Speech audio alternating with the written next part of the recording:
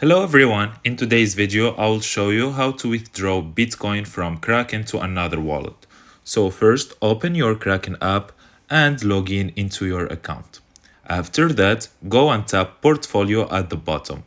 Here you will see all your assets. Now under Crypto, tap Bitcoin. Next, tap Withdraw. You will be asked to select a network. If you want a lower or no fees, you can choose Lightning.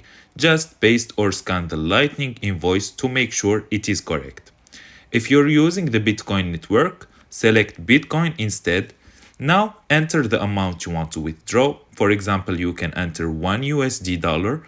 After that, tap Add a new address, paste the Bitcoin wallet address you're sending to, then tap Continue. Finally, review the details and swipe to confirm the withdrawal. Your Bitcoin will be sent to the external wallet. And that's it. If you find this video helpful, don't forget to like and subscribe in the channel.